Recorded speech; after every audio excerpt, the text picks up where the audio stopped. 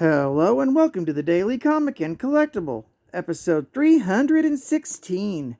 Now today, the collectible of the day is the Toybiz Toys, Marvel Comics, Marvel Universe, Captain Marvel action figure.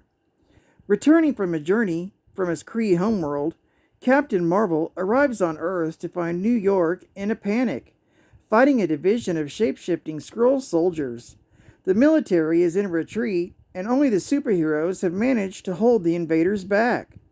Joining together with Moon Knight and Wolverine, Captain Marvel is able to get close enough to use his negabands to blast the Skrull cannons to dust, sending them retreating back to space. This 10-inch tall action figure of Captain Marvel is based off the comic book version of the character. This Marvel Universe series figure has full articulation and is fully posable for play and display. Captain Marvel comes in a full window display box and was released in 1997 by Toybiz Toys. Now the comic of the day is The Incredible Hulk, Volume 1, issue number 246, with a cover date of April 1980. With story by Bill Mantlo, art by Sal Buscema, and cover by Rich Buckler, Jack Abel, and Irv Watanabe. This issue is titled The Hero and the Hulk. The Hulk has come to Gamma Base to recover the body of Jarella, leading to a battle with Glenn Talbot in a suit of Mandroid armor. With Talbot at his mercy, the Hulk was willing to slay his frequent antagonist when he was stopped by Captain Marvel. Marvel offered to help the Hulk recover Jarella and bring her body back to her world. When the Hulk refuses to stop harming Talbot, the Captain is forced to attack the Hulk. Furious, the Hulk tosses the incapacitated Glenn Talbot at Mar-Vell. The collision causes part of the roof to collapse on them. With the immediate threats out of sight, the Hulk begins his search at Gamma Base to find Jarella's body. When Captain Marvel recovers, he digs himself and Talbot out of the rubble and frees the Colonel from the damaged Mandroid armor. With soldiers arriving on the scene, Captain Marvel tells Talbot that he should leave the Hulk to recover Jarella and prevent further destruction. Glenn pretends to agree, but Captain Marvel's cosmic conscience allows him to tell that Talbot is lying. Mar-Vell decides to create a deception of his own by pretending to leave. No sooner is the Kree warrior seemingly gone does Talbot order his men to gear up. They are going to hunt down the Hulk and destroy him. Elsewhere in the facility, the Hulk eventually finds the cryogenic storage and forces his way inside. There he finds the suspension chamber where Jarella has been kept since she died. When Captain Marvel eventually catches up to the Hulk, he is shocked to see the moment where sorrowful Hulk cradling the body of the lost lover. Meanwhile, Doc Samson has brought General Ross to a secluded cabin in the Colorado Rockies to try and cure him from his mental breakdown. He tries to get Ross to play chess, but when a radio report about the Hulk's recent attack plays, Thaddeus gets upset and pictures a chess piece as looking like the Hulk.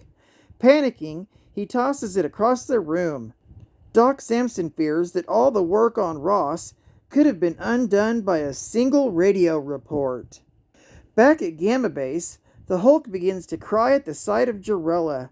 He recalls the first trip to her micro-world of Kai, the time that Jarella came to Earth, his last trip to Kai where he battled Cyclops, and lastly her death at the hands of the Crypto-Man. Seeing the Brute in sorrow and grief comes as a shock to Captain Marvel. He reaches out to offer his aid, but the Hulk lashes out, knocking Mar-Vell aside with a powerful blow. When the Hulk tries to battle Captain Marvel, the Kree warrior uses his cosmic consciousness to convince the sorrowful monster that he does indeed plan on helping the Hulk. As Captain Marvel leads the Hulk to the submolecular shrinking device, Glenn Talbot is gearing up his soldiers, including a beta borer device, a space exploration device that Talbot had adapted into a weapon. Using his cosmic consciousness, Captain Mar-Vell is able to determine how to operate the machine as well as how to locate Kai. As the Hulk and the body of Jor-El are shrunk down to size, Talbot and his men come bursting into the room. A blast from the beta borer destroys the device, seemingly trapping the Hulk somewhere in the microverse. Geek fact. Mentioned in this issue is Hulk's memory of his last battle with Captain Mar-Vell, from Captain Mar-Vell, issue number 21, with a cover date of August 1970. Also mentioned in this issue is the mental breakdown of General Ross, from Incredible Hulk, issue number 234, with a cover date of April 1979. Bonus geek fact. Jor-El was the princess of a subatomic kingdom of Kai. Though outwardly primitive, this world had remnants of long-forgotten high technology and sorcery. Its people were green-skinned and for the most part blonde-haired, but otherwise human. Hulk saved her kingdom and they fell in love, slated to live happily ever after, if not for supervillain Cyclops. Her first appearance was in Incredible Hulk, issue number 140, with a cover date of June 1971. Another bonus geek fact. Captain Mar-Vell actually related to the Hulk and felt sorry for him, because Mar-Vell lost his first love, Una, back in Captain Mar-Vell, issue number 11, with a cover date of March 1969. And final geek fact. Jor-El's death was at the hands of Crypto-Man, an Incredible Hulk, issue number 205, with a cover date of November 1976. Well, I'd like to thank you for joining me for another Daily Comic and Collectible, and I hope to see you again tomorrow. This is Cad Fan Comics Man, and I'll catch you on the flip. Over and out.